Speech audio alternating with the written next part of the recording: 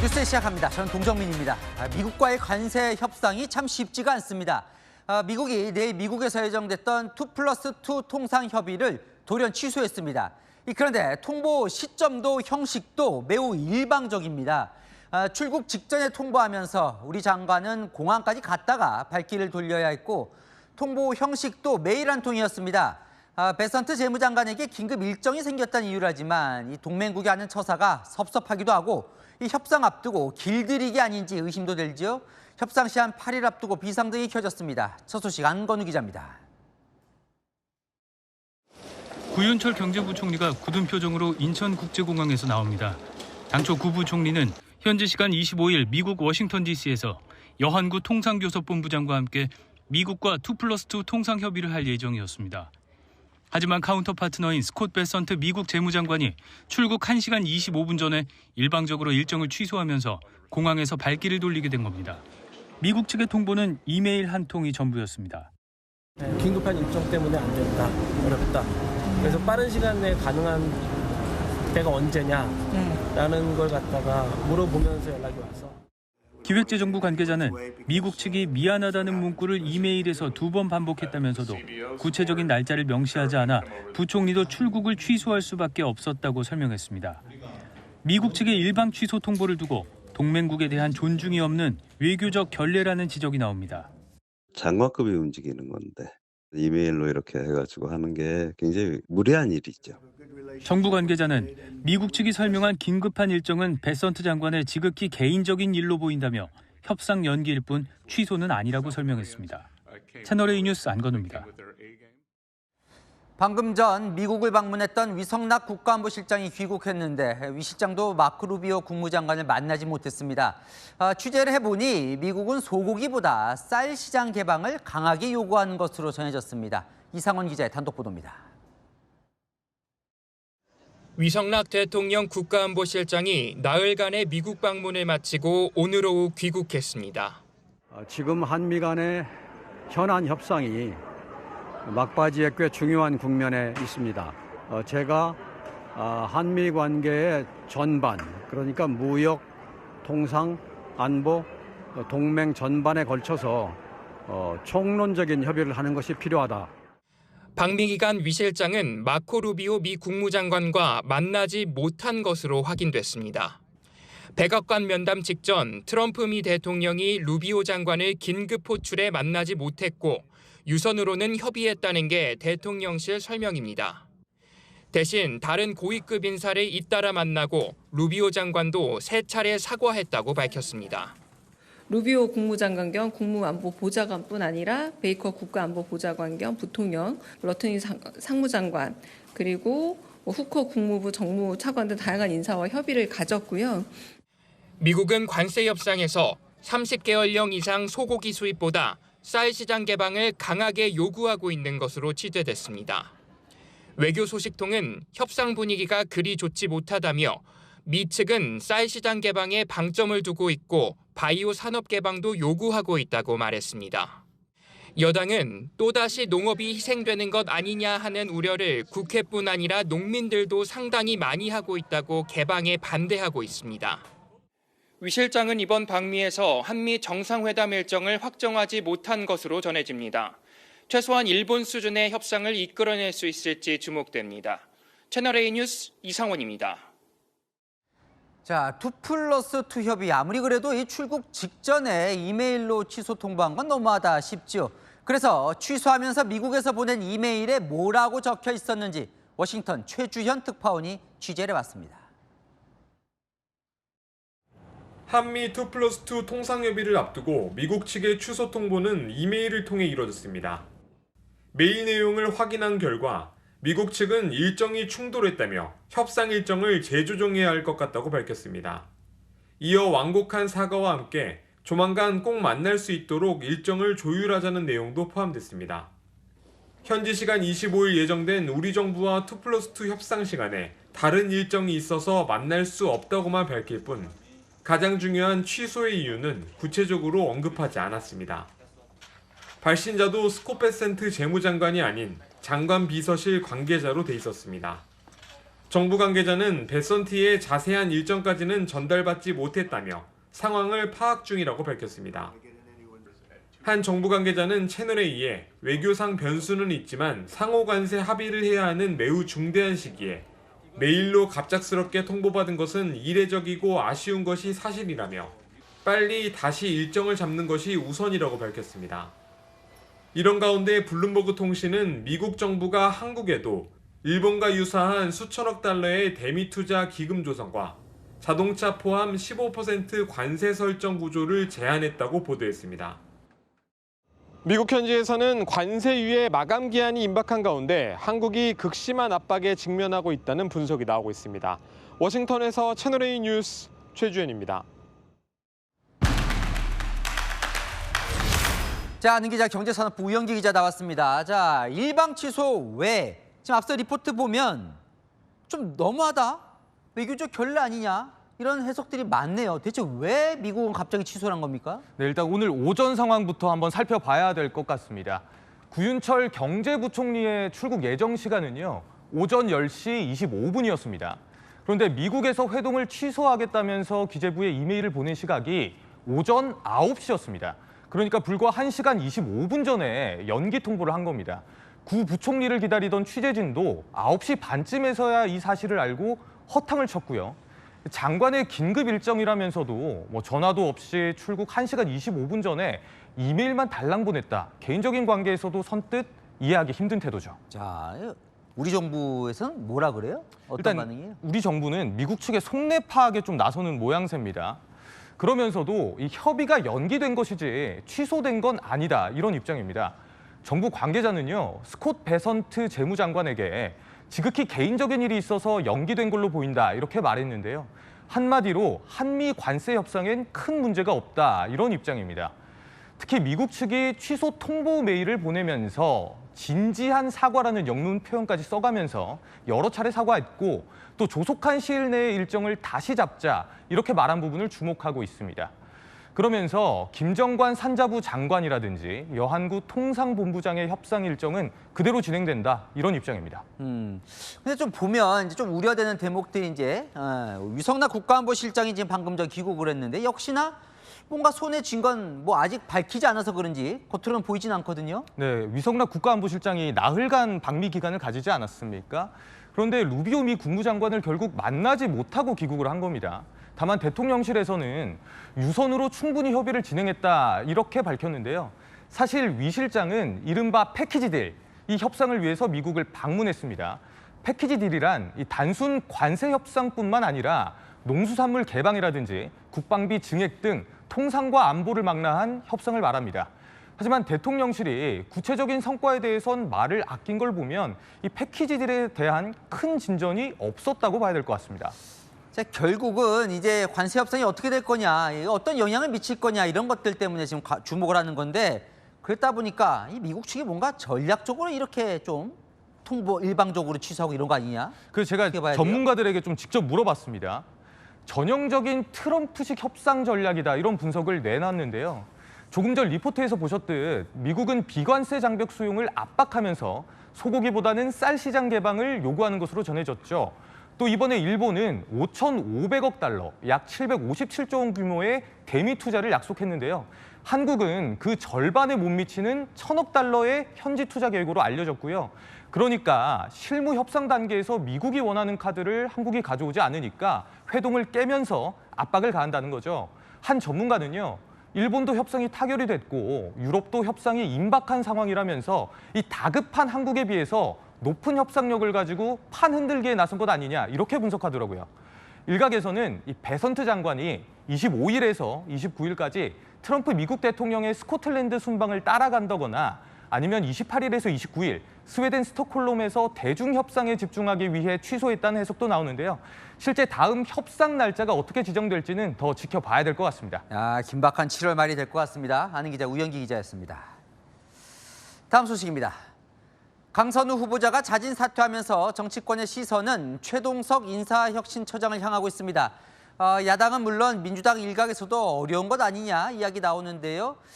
최 처장이 대장동 사건을 이 대통령의 천재성을 보여준 거라며 축하한 사실이 확인됐습니다. 정현주 기자의 단독 보도입니다. 최동석 인사혁신처장이 과거 유튜브에서 이재명 대통령을 추켜 세우는 발언이 추가로 나왔습니다. 대장동 사건도 그건 이재명의 천재성을 보여준 거예요. 국가도 우리 민족 전체가 이재명의 국가가 돼야 된다. 이재명의 민주당이 되어야 된다는 말은 곧 민주당이 민주화된다는 뜻이에요. 야당에서는 아첨처장이라고 공격했습니다. 이재명 대통령은 민족의 축복이라는 망언까지 서슴지 않았습니다.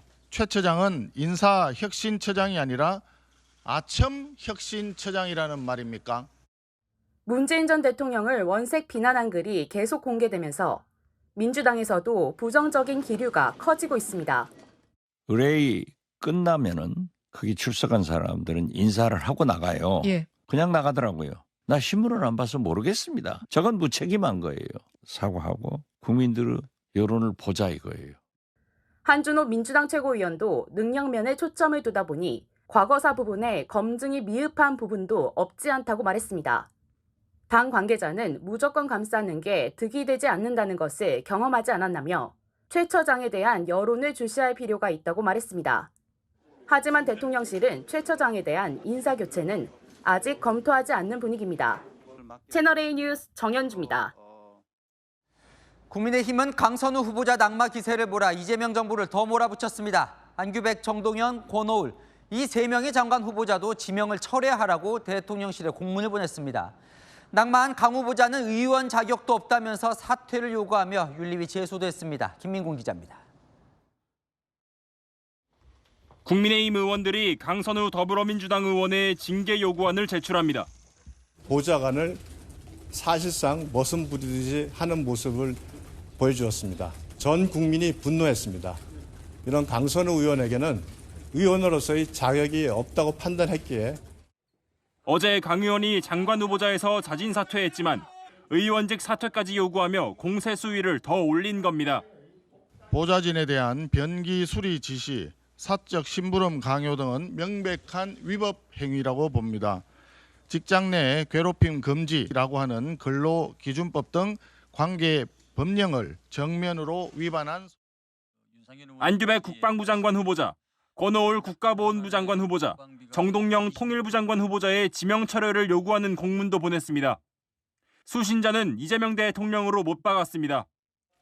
기세를 몰아 전선을 더 넓힌 겁니다.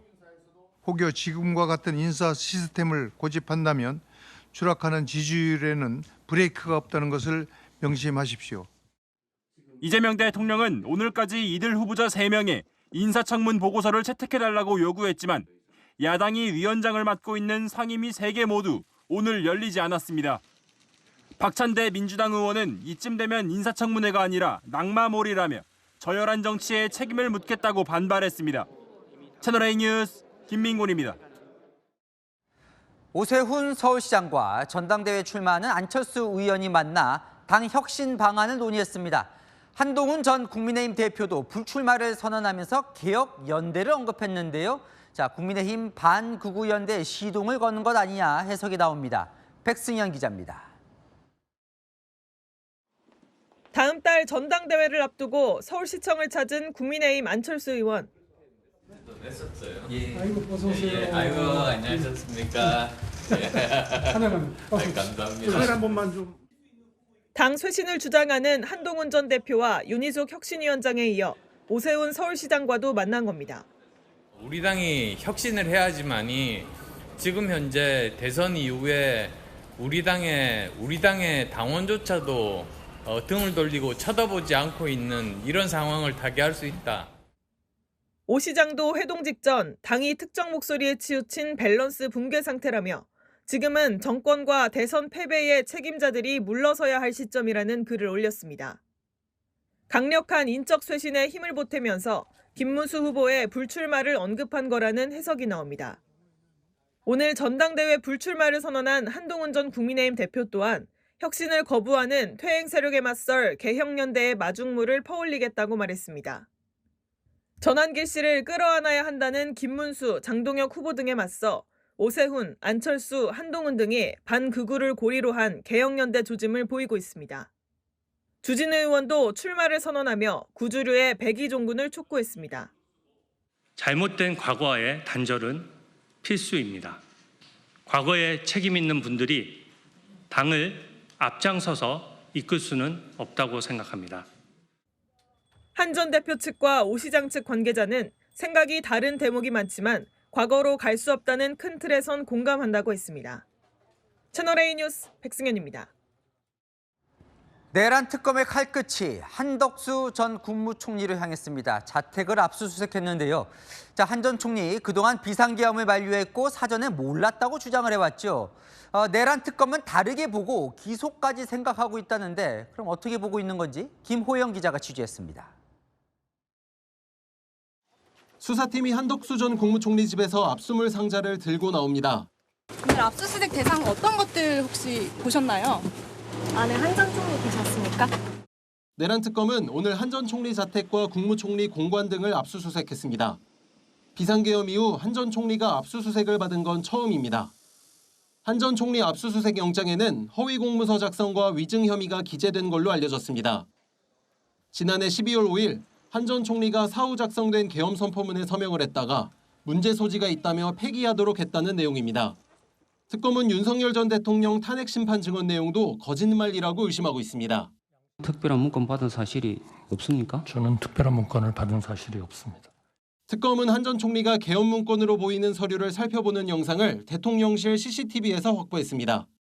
박지영 특검보는 추가 소환이 있을 것이라고 말했습니다. 한 전 총리가 비상계엄에 사실상 동조했다고 보고 있는 특검은 한 전 총리 기소를 염두에 두고 수사를 진행할 계획입니다. 채널A 뉴스 김호영입니다. 윤석열 전 대통령은 3주 연속 내란 혐의 재판에 나오지 않고 있는데요. 이 재판부가 처음으로 강제 구인을 언급했습니다. 구인장을 발부하면 그럼 윤 전 대통령은 법정에 서게 되는 걸까요? 유준 기자가 취재했습니다. 윤석열 전 대통령 내란죄 사건 재판부가 윤 전 대통령 강제 구인 검토에 나섰습니다. 윤 전 대통령이 오늘까지 3주 연속 재판에 불출석하자 구치소에서 강제로 법정으로 데리고 올지 살피기로 한 겁니다. 오늘 재판부는 구치소 측의 건강 상태가 진짜 안 좋은지 구인이 가능한지 여부에 대해 확인해보겠다고 밝혔습니다. 재판부가 윤 전 대통령 강제 구인을 언급한 건 오늘이 처음입니다. 특검은 윤 전 대통령이 연속 불출석한 만큼 구인영장을 발부해달라고 재판부에 요구했습니다. 윤 전 대통령 출석이 꼭 필요하다고 판단되면 법원은 구인장을 발부할 가능성이 있습니다. 하지만 특검 소환 때처럼 윤 전 대통령이 구치소 나서기를 거부하면 피고인 없이 궐석 재판으로 진행될 수도 있습니다. 다음 주부터 시작되는 법원 휴정기에 재판을 열지를 놓고도 신경전이 벌어졌습니다. 특검은 변호인이 못 나오겠다면 국선 변호인을 선임하면 된다고 한 반면 윤 전 대통령 측은 재판 지연이 없었는데 국선까지 운운하는 건 불쾌하다고 맞섰습니다. 채널A 뉴스 유주은입니다. 이재명 대통령 관련된 형사 재판은 5개 모두 중지가 됐죠. 민주당에선 아예 공소 취소에 나서달라며 정성호 법무부 장관에게 첫 공개 요청을 했습니다. 이 공소가 취소되면 퇴임 후에도 재판을 안 받게 되죠. 이 대통령 사건을 수사했던 간부급 검사들은 줄줄이 사표를 던지고 있습니다. 이혜주 기자입니다. 민주당 당대표 경선에 나선 박찬대 의원이 정성호 법무부 장관을 향해 조작 수사가 밝혀지면 이재명 대통령 사건에 대한 공소를 취소해달라고 요청했습니다. 이재명 대통령 또한 피해자였습니다. 증거를 왜곡하고 오염된 진술에 의존한 무리한 기소를 감행했습니다. 정성호 법무부 장관도 공소 취소를 포함한 정치 검찰 개혁에 적극 나서 주십시오. 이 대통령을 윤석열 정권 때 검찰권 남용의 피해자로 규정하고 공소 취소를 해야 한다고 공개 요구한 겁니다. 박 의원이 제정하는 검찰 과거사위법에는 법무부 장관이 검찰에게 공소 취소를 권고할 수 있다는 내용이 담깁니다. 이 법에 따라 구성된 검찰 과거사위원회가 검찰의 수사와 기소가 부당했는지 조사한다는 겁니다. 이 대통령은 중지된 5개 형사재판을 임기가 끝나면 받아야 되는데 공소 사실이 없어지면 재판을 받지 않아도 됩니다.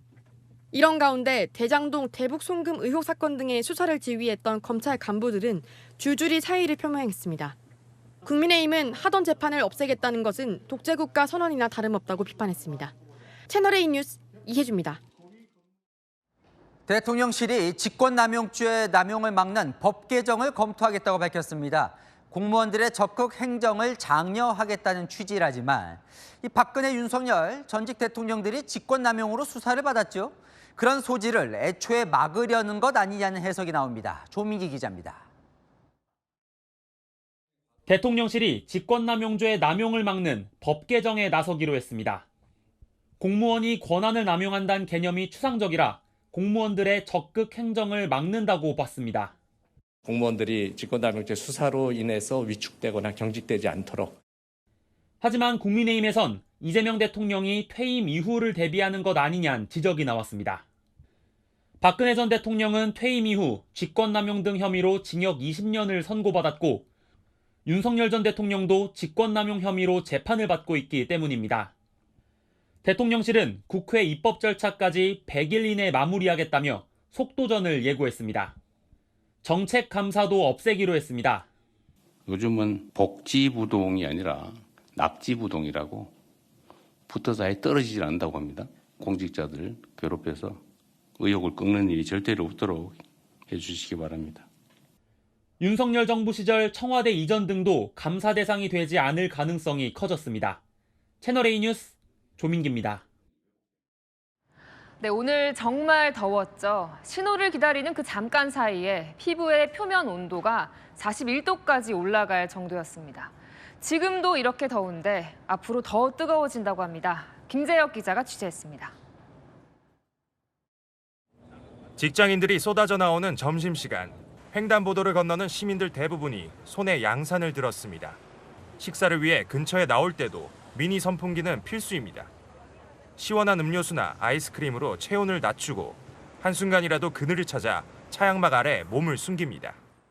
점심시간 곧 끝나가서 지금 여기 걸어다니는 게 너무 더워서 사무실 가서 빨리 에어컨 쐬고 싶습니다. 지금 날이 너무 더워가지고 진짜 걷기만 해도 땀이 나고 진짜 그늘만 지금 찾아다니고 있어요. 오늘 오전 폭염경보가 내려진 서울은 광진구에서 한낮 기온이 36.8도를 기록했습니다.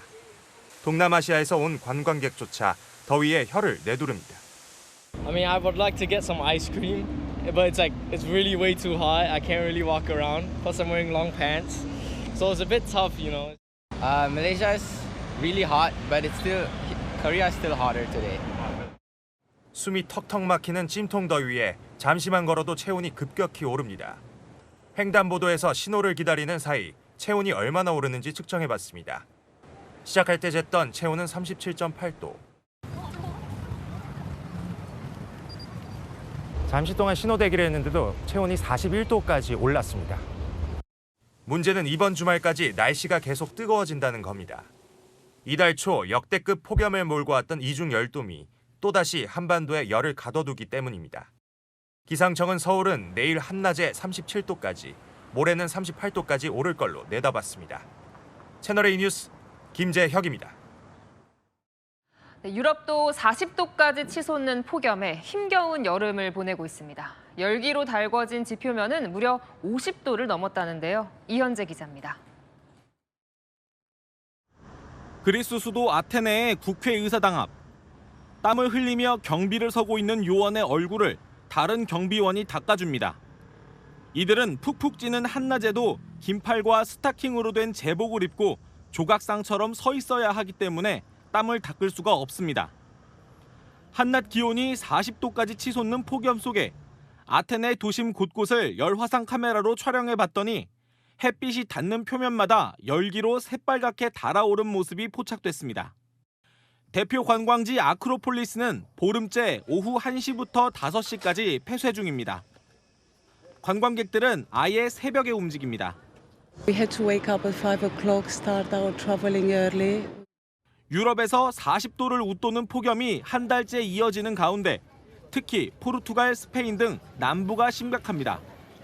이들 지역의 지표면 온도는 50도를 넘겨 더위로 유명한 중동 지역 못지 않습니다. 상대적으로 고위도에 있는 체코도 수도 프라하의 기온이 37도를 넘을 것으로 예상되자 동물원에서 북극곰들에게 얼음을 주며 동물들 지키기에 나섰습니다.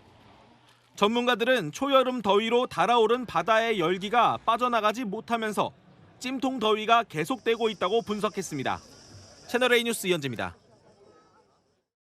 때가 어느 때인데 이런 일이 벌어진다는 게 참 믿기질 않습니다. 동료들이 외국인 노동자를 지게차에 매달아 놓고 조롱하며 집단으로 괴롭혔습니다. 보는 사람도 수치심이 들 정도인데 당사자는 어땠을까요? 공국진 기자가 보도합니다. 안전모를 쓴 남성이 벽돌 더미에 묶여 있습니다. 비닐랩으로 여러 번 감아놓은 탓에 꼼짝도 못합니다. 지게차가 남성이 묶여있는 벽돌 더미를 번쩍 들어올리더니 어디론가 이동합니다. 남성도 그대로 끌려갑니다. 지켜보던 사람들은 말리기는커녕 웃거나 조롱합니다. 차분했어야지. 지게차에 매달려 있는 남성. 이 벽돌 공장에서 일하는 스리랑카 국적 근로자 31살 A씨입니다. 지난해 말 이 공장에 입사한 뒤 제대로 일을 못한다며 동료들에게 괴롭힘을 당했다고 주장합니다. 너무 다쳤어요. 스트레스 많이 받았어요. 몸이 안 좋아하니까 제가 병원 갔어요. 지게차를 본 운전자는 한국인으로 파악됐습니다. 노동단체들은 해당 공장과 운전자 등을 경찰에 고발했습니다. 논란이 일파만파 커지자 공장 측은 공식 사과했습니다.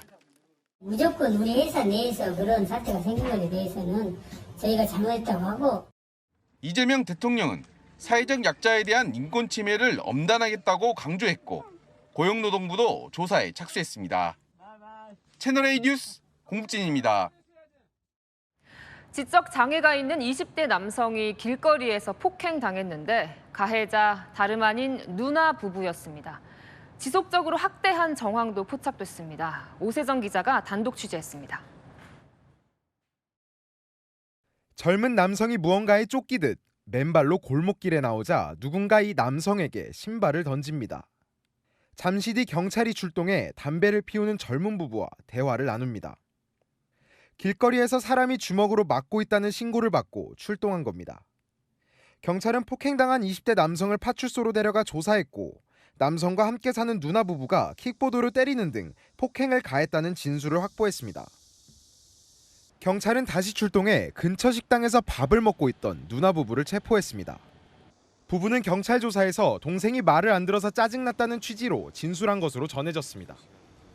혐의를 인정한 남편과 달리 아내는 때린 적이 없다며 혐의를 부인한 걸로 전해졌습니다. 경찰은 20대 남성이 지적장애를 가진 걸로 파악했습니다. 이웃들은 이전에도 누나 부부의 폭행이 있었다고 의심합니다. 어제는 왼쪽 다리가 다쳤으면 다음날 또 오른쪽 다리 깁스를 하고 나오고 얼굴이 완전 막 탱탱 부어서 너무 이상했죠. 경찰은 누나 부부 중 남편에 대해 특수상해 혐의로 구속영장을 신청했고 이르면 오늘 밤 구속 여부가 결정될 전망입니다. 채널A 뉴스 오세정입니다. 택시기사를 상대로 상습 사기를 친 모자 사기단도 있습니다. 택시가 조금만 흔들려도 기막힌 연기로 다친 척하며 합의금을 뜯어낸 건데요. 홍진우 기자입니다. 택시 뒷자리에 앉은 남녀 승객. 차가 흔들리자 남성이 조수석 의자에 머리를 들이받습니다.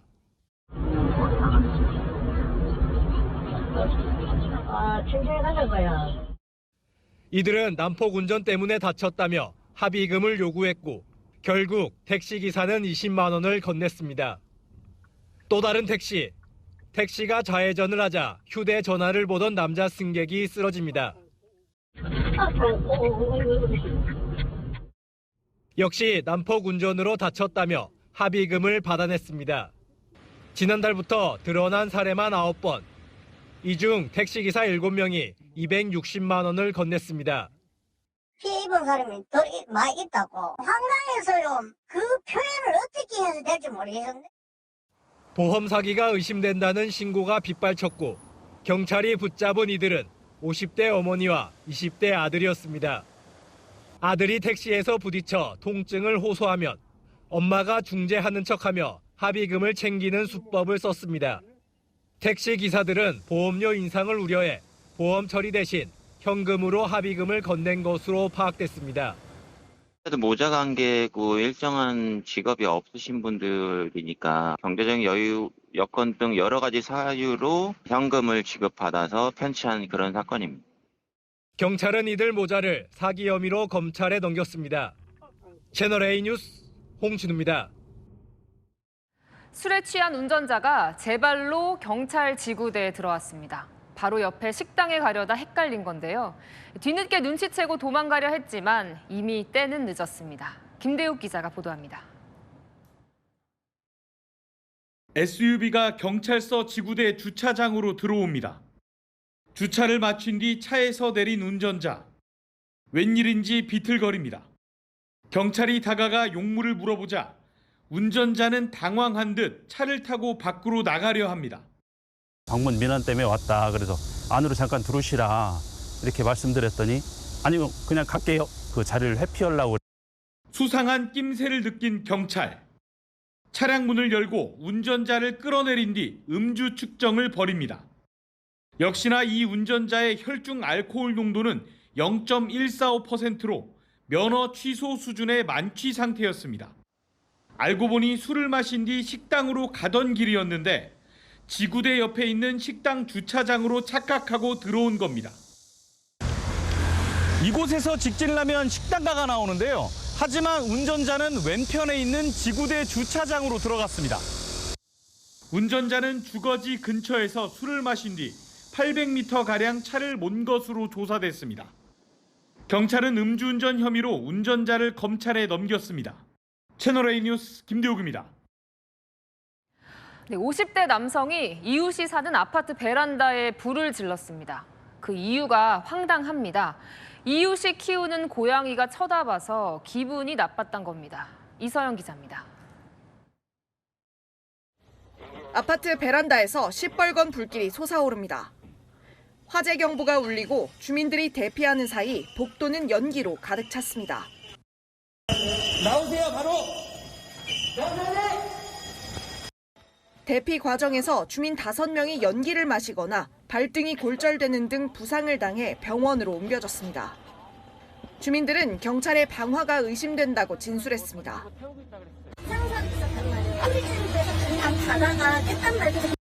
경찰은 한 남성이 1층 베란다에 불을 내는 모습이 찍힌 차량 블랙박스 영상을 확보했고 같은 아파트 다른 동에 사는 50대 남성을 긴급 체포했습니다.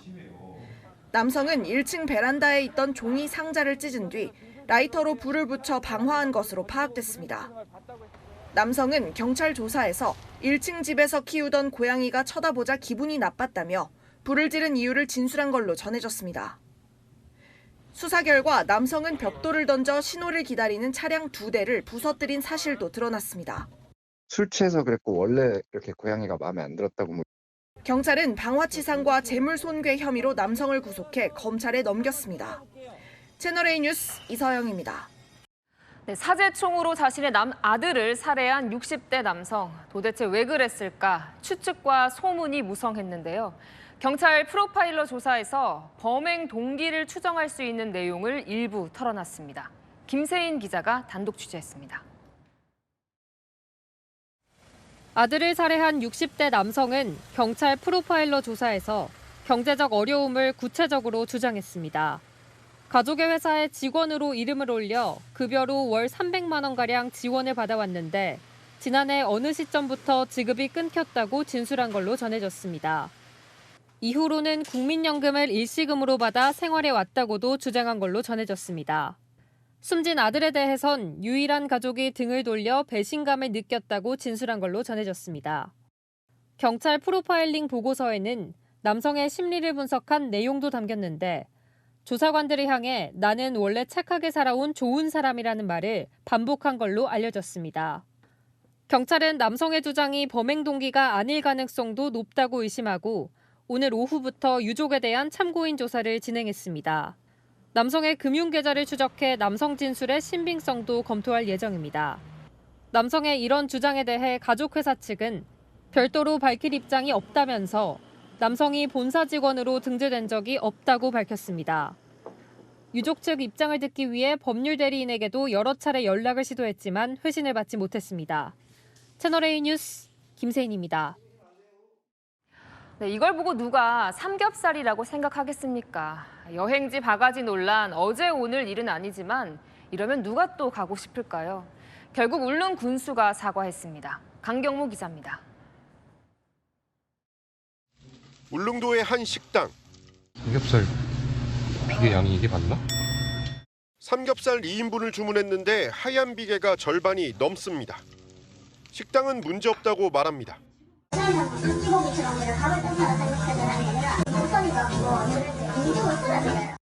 한 유튜버가 올린 울릉도 여행 영상입니다. 하룻밤 묵은 숙박시설에선 에어컨이 고장났지만 업주는 별 조치도 없었습니다. 하루 숙박비가 9만 원이었는데 오히려 퇴실 재촉 전화를 받아야만 했습니다. 저 정도 시설이면 큰 도시 번화가로 가면 평일이니까 4, 5만 원이면 잘 수 있을 것 같은데 9만 원? 울릉도 바가지 논란이 다시 불거지자 결국 군수까지 나섰습니다. 바가지 요금을 막기 위해 개선책을 마련하겠다고 약속했습니다. 심심한 사과의 말씀을 드립니다. 친절과 서비스로 무장하지 않으면 살아남을 수 없다는 진리를 명심하고 다시 태어나겠습니다. 논란이 된 식당과 숙박업소엔 영업정지 일주일 처분을 내리기로 했습니다. 채널A 뉴스 강경모입니다. 네, 소비 쿠폰 카드의 색깔을 소득 수준에 따라 다르게 만들었던 광주시가 부랴부랴 수습에 나섰습니다. 카드에 일일이 스티커를 붙이는 밤샘 작업에 공무원들을 동원했는데요. 반발이 거셉니다. 시장이 잘못 결정해놓고 안 그래도 수해 복구로 바쁜 공무원들만 잡는단 겁니다. 김동아 기자입니다. 주홍색 스티커를 떼어내 초록색 카드 앞면에 붙입니다.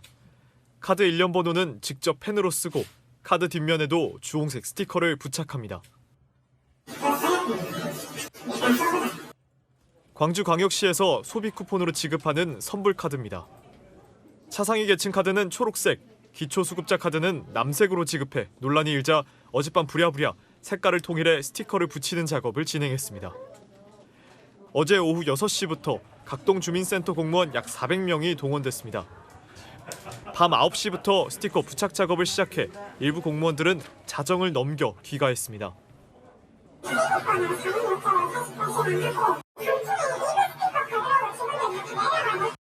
야간 작업에 동원된 공무원들 반발이 거세자 광주시는 시 차원에서 선불카드에 스티커를 붙여 각 주민센터에 내려보내겠다고 진화에 나섰습니다.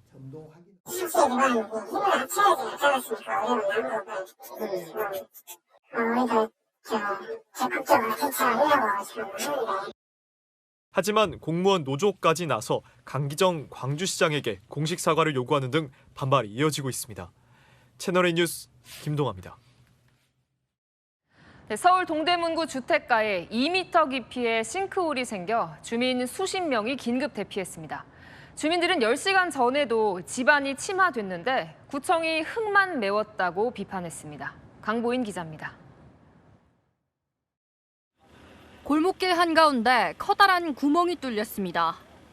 갈라진 틈새로는 지하수가 솟아오릅니다. 깊이 2m, 폭 5m에 이르는 싱크홀이 발생한 건 어제 저녁 7시 반쯤. 주민센터 청사, 공사 현장 바로 옆이었습니다. 다친 사람은 없었지만 주민 1명이 집에 고립됐다 구조됐고 수십 명이 긴급 대피했습니다. 다 무너져가지고 주민들 다 나오라 한 거예요. 그래서 오늘은 여기서 위험하니까 자면 안 된다 해가지고. 집안 침하 현장은 흙으로 메워놨고요. 바로 옆 건물은 기울어진 채 창문이 깨져 있습니다. 전조 증상도 있었습니다. 싱크홀 발생 10시간 전쯤 보도블록이 꺼지는 집안 침하가 발생해 트럭 앞바퀴가 빠지는 사고가 난 겁니다. 구청은 집안이 침하된 곳을 흙으로 메웠는데 전면 통제는 하지 않았습니다. 주민들은 공사가 시작된 뒤 집이 기울고 벽이 갈라지는 등 피해를 봤다고 주장했습니다. 맨 끝에 집은 대문이 틀어져서 사람이 왕래가 안 되니까 그 이사가를 갔다고 내가 그렇게 들었어. 땅이 꺼지니까 대문이 틀어지지.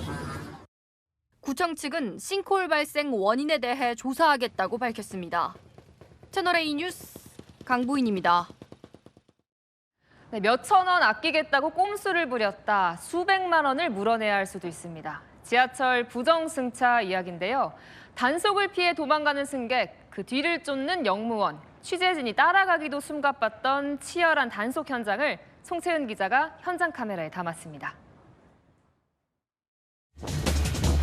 오늘 이런 장면이 많을 겁니다. 전속력으로 따라붙었는데 놓쳤습니다. 그래, 타신 것 같은데? 우리가 따라가야 되는데? 잠시 후 반대편에 도착한 열차. 취재진이 놓쳤던 영무원이 내립니다.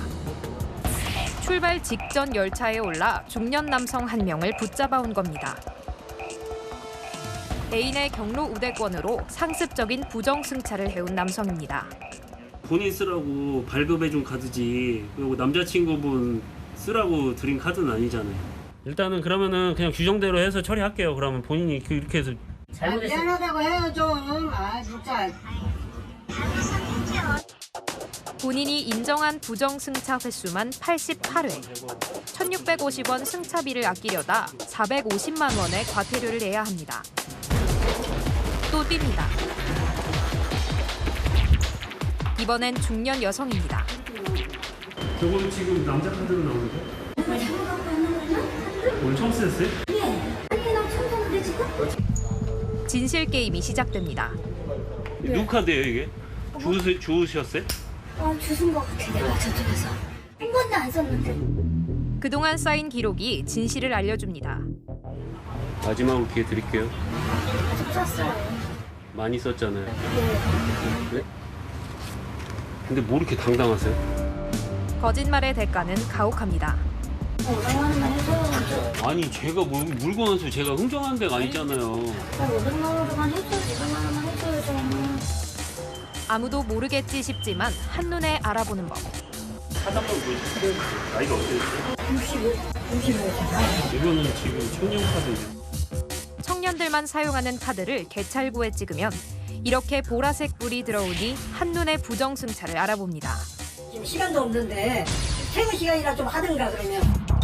부정승차 단속은 한마디로 전쟁입니다. 단속에 걸리면 항의는 기본이고 폭행하는 경우도 있습니다. 뭐 자기는 빨리 출근해야 되는데 왜 이거를 막냐 하면서 이제 그런 시비 끝에 이제 폭행으로 지금 재판 진행 중이에요. 단속의 기술도 진화하고 있습니다. 시범 운영 중인 여의도역에 와봤습니다. 청년 카드를 찍으면 이렇게 별도의 음성 안내가 나옵니다. 최근 3년간 지하철 부정승차 건수는 약 20만 건입니다. 부과된 과태료는 90억이 넘습니다. 현장 카메라 송채입니다. 이재명 대통령이 오늘 저녁 이재용 삼성전자 회장과 단둘이 만납니다. 미국과의 관세 협상 앞두고 어떤 묘수가 나올지 궁금해지는데요. 현대차, LG, 한화, SK 등 대기업 총수와 연이어 만나고 있습니다. 김태우 기자입니다. 이재명 대통령이 오늘 저녁 이재용 삼성전자 회장과 배석자 없이 비공개석상에서 만나는 것으로 알려졌습니다. 대통령실 관계자는 채널A에 이 회장과의 만찬은 통상 문제를 협의하기 위한 것이라고 설명했습니다. 미국 관세 협상과 관련해 기업의 입장을 듣고 함께 타개책을 만들기 위한 목적이라는 겁니다. 관세 협상 타결을 위해선 대기업 중심의 대규모 현지 투자로 트럼프 미 대통령을 설득하는 것이 관건으로 꼽힙니다. 삼성전자는 이미 380억 달러, 약 54조 원 이상을 투자해 미국 현지 반도체 생산 거점 건설을 추진하고 있습니다. 이 대통령과 이 회장의 만남으로 삼성이 미국 투자 규모를 확대할지 주목됩니다. 이 대통령은 최근 주요 그룹 총수들과 연쇄 회동을 가지며 기업들의 적극적인 역할을 당부했습니다. 이제 관세 협상을 비롯해서 그리고 기업의 민간 투자 부분에 대해서 이재명 대통령이 가지고 있는 확신과 의지가 있지 않습니까? 이 대통령은 지난주 정의선 현대차그룹 회장, 구광모 LG그룹 회장에 이어 그제와 어제 김동관 한화그룹 부회장, 최태원 SK그룹 회장과도 비공개 만찬을 가졌습니다. 채널A 뉴스 김태우입니다. BTS 신화를 만들어낸 방시혁 하이브 의장이 수사를 받는 처지가 됐습니다. 하이브 투자자들에게 거짓말을 해 지분을 팔도록 한 뒤에 거액의 차익을 거둔 혐의를 받고 있는데요. 경찰이 오늘 하이브 본사를 압수수색했습니다. 최다희 기자입니다. 경찰이 서울 용산 하이브 본사 압수수색에 들어갔습니다. 자본시장법 위반 혐의를 받는 방시혁 하이브 의장이 압수수색 대상입니다. 방 의장은 지난 2019년 투자자들에게 기업 공개 계획이 없다고 속여 지분을 팔게 하고 실제로는 주식시장 상장을 추진해 본인과 하이브 경영진까지 부당이득 1,900억 원을 챙긴 혐의를 받습니다. 방 의장은 사모펀드와 지분 매각 차익의 30%를 공유하기로 계약을 맺고도 증권신고서에 기재하지 않은 혐의도 받습니다. 경찰은 지난해 12월 방 의장 수사에 착수해 압수수색 영장을 2번 신청했지만 검찰은 금융감독원 조사가 진행 중이라는 이유로 반려했습니다. 하지만 이번에는 영장을 청구했습니다. 금감원도 방 의장 관련 수사를 진행 중입니다. 하이브 측은 오늘 압수수색에 대해 별도의 입장을 내지 않았습니다. K-팝 황제 방 의장을 향한 경찰과 금감원의 동시 수사가 속도를 내고 있습니다. 채널A 뉴스 최다입니다. 딸 명의로 사기 대출을 받아 강남의 아파트를 샀다는 의혹으로 기소된 양문석 민주당 의원에 대한 2심 판결이 나왔는데요. 2심도 의원직 상실형이었습니다. 양 의원은 억울하다고 합니다. 송정현 기자입니다. 항소심 선고를 받고 법원 밖으로 나오는 양문석 더불어민주당 의원. 오늘 수원고법 재판부는 양 의원의 사기 혐의에 대해 징역 1년 6개월에 집행유예 3년, 공직선거법 위반 혐의에 대해 벌금 150만 원을 선고한 1심 판결을 유지했습니다. 1, 2심 모두 당선 무효형을 선고한 겁니다. 양 의원은 2021년 4월 대학생 자녀가 사업을 하는 것처럼 속여 새마을금고에서 약 11억 원을 불법 대출받은 혐의로 기소됐습니다. 지난해 22대 국회의원 총선 과정에서 새마을금고 측이 먼저 딸 명의의 사업자 대출을 제안했다고 거짓 해명한 혐의도 받아왔습니다. 어디 멀쩡한 사람을 사기꾼으로 보라. 선고 직후 양 의원은 즉각 상고하겠다는 입장을 밝혔습니다. 사실 대부분 가서 다투도록 하겠습니다. 대법원이 2심 형량을 유지하면 양 의원은 국회의원직을 잃게 됩니다. 채널A 뉴스 송정현입니다. 북한이 러시아에서 열린 서커스 대회에서 최고상을 받았습니다. 북한 서커스는 국가 차원에서 키울 정도로 수준이 상당하다는데요. 김정근 기자가 보도합니다. 여성 고개사가 수차례 공중제비를 돌며 바닥에 착지합니다. 공중 근해에 올라탄 다른 고개사는 반대편을 향해 날아가듯 몸을 던집니다.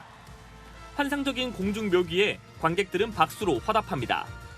북한 국립교회단이 현지 시각 20일 러시아 모스크바에서 열린 아이돌 서커스 국제대회에 참가해 러시아, 중국과 함께 대회 최고상인 금상을 수상했습니다. 북한 노동신문은 우리 배우들은 18m를 비행하면서 공중 무대를 황홀하게 장식했다며 수상 소식을 전했습니다. 러시아 스푸트니크 통신도 특히 관객들이 북한 공연에 깊은 인상을 받았다며 이들의 전문성과 정확성은 꼭 봐야 한다고 평가했습니다. 북한 서커스는 중국과 스페인 등에서 열린 다양한 세계대회에서 우승할 정도로 세계적이란 평가를 받습니다. 교회단을 지원하고 인재를 양성하는 등 서커스를 국가 차원에서 지원하고 있기 때문입니다. 이 사회주의 체제 국가에서는 이 서커스가 집단주의를 강조하고 체제 선전 도구가 되기 때문에 이번 대회엔 몽골과 멕시코 등 15개 국가가 참여했는데 북한은 2015년에 이어 10년 만에 금상을 차지했습니다. 채널A 뉴스 김정근입니다. 네, 영국에서 2층 버스가 높이보다 낮은 다리 밑을 지나가다가 충돌했습니다. 버스 지붕이 뜯겨나가고 승객이 추락하기도 했습니다. 김용성 기자입니다. 빨간색 다리가 놓인 영국의 한 도로. 2층 버스가 다리 밑을 통과하려던 순간 갑자기 굉음을 냅니다. 버스 윗부분이 다리와 충돌하면서 앞유리는 물론이고 지붕 일부가 뜯겨나갔습니다. 도로에도 지붕으로 보이는 버스 파편이 떨어졌습니다. 현재 시각 21일 영국 에클레스에서 발생한 사고인데 일부 승객이 충돌 과정에서 추락하는 등 최소 20명이 다친 것으로 나타났습니다. 현지 보도에 따르면 정기 노선을 운행하던 버스가 이날 다른 경로로 진입했다 사고를 당한 것으로 알려졌습니다. 경로를 바꾼 이유는 아직 알려지지 않았습니다. 경찰의 하차 요구에도 운전자는 내리지 않습니다. 그러자 경찰은 주먹으로 유리창을 깨고 남성을 폭행합니다. 경찰은 남성을 강제로 끌어내린 뒤 힘으로 제압해 체포합니다. 올해 초 미국 플로리다주에서 발생한 사건의 영상이 최근 공개됐는데 경찰은 남성이 전조등을 켜지 않고 안전벨트도 매지 않아 단속했다고 설명했습니다. 하지만 과잉 진압과 인종차별 논란이 이어지면서 경찰에 대한 비판 여론도 거세지고 있습니다. 경비행기 한 대가 고속도로에 수직으로 추락하고 곧바로 거대한 화염에 휩싸입니다. 현재 시각 어제 이탈리아 브레시아의 한 고속도로에서 발생한 이 사고로 비행기에 타고 있던 2명이 목숨을 잃었습니다. 당국은 추락 원인을 조사 중입니다. 채널A 뉴스 김용성입니다. 네, 중국에서 수천 명이 집단적으로 열병에 걸려 초비상입니다. 이들의 공통점은 모기에 물렸던 건데요. 정다은 기자가 보도합니다. 중국의 한 병원, 치료를 받으러 온 사람들로 가득합니다. 환자들이 누워있는 입원실엔 병상마다 모기장이 설치돼 있습니다. 모기가 옮기는 치쿵구니아 열병이 최근 중국에서 유행하고 있는 겁니다. 从17号晚上那个手啊关节啊都比较痛，就是医院验血嘛，验血然后确认是阳性就。 치쿵구니아는 현재 모기가 서식하기 좋은 고온다습한 중국 남부 지역을 중심으로 확산되고 있습니다. 남부 광둥성 포산시에서 보고된 확진 건수만 3천 건이 넘는 것으로 나타났습니다. 베이징 등 중국 내 다른 지역에서도 감염자 보고가 잇따르고 있고 동남아시아와 인도, 유럽에서도 확진 보고가 나타나고 있습니다. 세계보건기구 WHO에 따르면 치쿵구니아 열병 증상은 발열, 발진, 관절 통증입니다. WHO는 대규모 유행병이 될 경우 사망자가 발생할 가능성도 배제할 수 없다고 경고했습니다.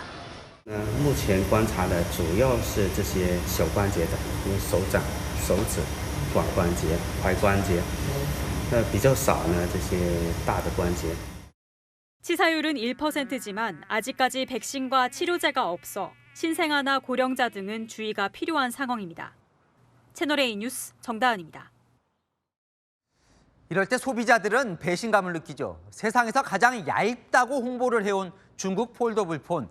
실제로 측정을 해보니 많이 달랐습니다. 다른 중국 브랜드 폰들도 홍보했던 것보다 두꺼운 게 많았습니다. 장호림 기자입니다. 출시 당시 두께가 가장 얇다는 점을 강점으로 내세웠던 중국 스마트폰 업체 아너. 하지만 실제로 측정해보니 결과는 달랐습니다. 세상에서 가장 얇다고 홍보한 중국 아너의 최신 폴더블 폰입니다. 보시다시피 공식 사양은 8.8mm라고 두께가 되어 있는데요. 실제로 맞는지 제가 전문 기기로 직접 재보겠습니다. 측정 결과 9.34mm가 나왔는데요. 공식 발표 수치보다 0.54mm 더 두껍게 나왔습니다. 아너 측은 두께 측정은 보호 필름과 카메라를 포함하지 않았다고 하지만 폴더블 폰은 제조 단계부터 필름이 내장돼 있습니다. 다른 중국 업체 폴더블 폰도 상황은 마찬가지. 비보사의 경우 두께가 9.72mm로 중국 제품 중 두께 실측 결과 차이가 가장 컸습니다. 화웨이와 샤오미도 마찬가지로 측정된 두께는 더 두꺼웠습니다. 국내 삼성전자의 경우 폴더블 폰 두께를 보니 공식 수치보다 얇은 8.83mm로 측정해본 5개의 폴더블 폰 중에 가장 두께가 얇았습니다. 0.1mm의 차이가 슬림화 경쟁을 심화시키고 있습니다. 채널A 뉴스 장호림입니다. 성일환 기자와 여랑야랑 시작합니다. 첫 번째 주제 보겠습니다. 박지원 의원, 김어준 씨, 무슨 역풍일까요? 네, 바로 강선우 전 여가부 장관 후보자 사퇴 역풍입니다. 이 민심을 받들어서 사퇴를 한 건데 오히려 사퇴를 촉구한 게 문제였다. 여권에서 역풍이 불고 있습니다. 사퇴시킬 만큼의 일인가라는 겁니다. 엄청난 갑질이 있었다고 생각하는 기자도 실제로는 없어요. 강선우가 아니라 이재명을 이겨먹으려고 하는 거거든요. 강선우는 그 소재로 선택됐을 뿐인 겁니다. 대응을 매우 잘못했다고 저는 봅니다. 당이. 이러면 지지자들이 같이 상처를 입거든요. 그러니까 강선우 의원이 언론의 희생양이 됐다 뭐 이런 취지 같네요. 네, 맞습니다. 이 당 내부에서 또 이런 말도 나왔는데요. 임명을 결정했으면 그대로 가야 했다는 겁니다. 지도자는 잔인한 결정을 경솔할 정도로 빨리 청광석화처럼 해주는 것이 좋은데 이번에는 만시지탄이에요. 강선우 후보자는 임명한다. 이렇게 결정했으면 그대로 가야 되는 거예요. 건들리면 더 나빠져요. 박지원 의원은 어제 잦은 사퇴 발표 이후 힘내라, 우리가 있지 않냐면서 강 의원을 응원하기도 했습니다. 글쎄요, 좀 민심과는 다른 반응들 같네요. 네, 이 정청래 의원은요, 동질한 비가 오면 함께 맞아주는 것이라면서 강선우를 인간적으로 위로한다는 글을 남기기도 했는데요. 전당대회 경쟁자인 박찬대 의원이 동지로서 아프지만 누군가는 말해야 한다고 한 걸 겨냥했다는 해석들도 나옵니다. 이 여권 분위기, 동료인 강선우 의원만 감싸고 약자인 보좌진들 아픔은 생각지 않는다는 민심의 질타와는 여전히 거리가 멀어 보이죠. 네, 다음 주제 보겠습니다. 자, 요즘 수해 현장 자주 가요, 정치 여야 모두. 오늘 민주당 의원들은 가평을 갔던데 뭐예요, 빈칸은? 네, 빈칸 정답은 혼자입니다. 이 보좌관 갑질 논란으로 민주당 내부가 시끌시끌하죠. 오늘 수해 복구 현장에 보좌진은 말고 의원 본인이나 당직자 위주로만 찾아달라는 권고가 내려왔다고 합니다.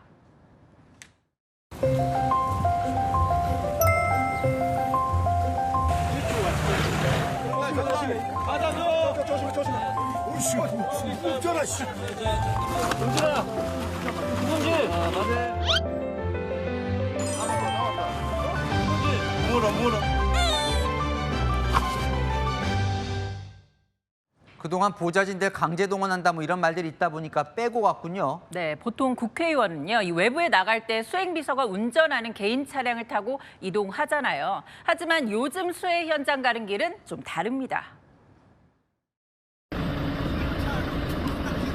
대표님, 이런 차 타시죠? 이런 차가 어딘지 아마. 왕따 당했어. 아니야, 연관 없길래. 오늘도 단체 버스를 대절해서 여의도에서 함께 이동을 했습니다. 네. 여의도 분위기가 좀 바뀝니까, 이제? 그럼? 네, 이번 사태 이후에 이 민주당 보좌진들 이렇게 말하던데요. 의원 짜증이 확 줄었다. 새벽부터 의원 홀로 수해 현장 다닌다고요. 옆당인 국민의힘도 요즘 갑질 신경 쓰기는 마찬가지라는데요.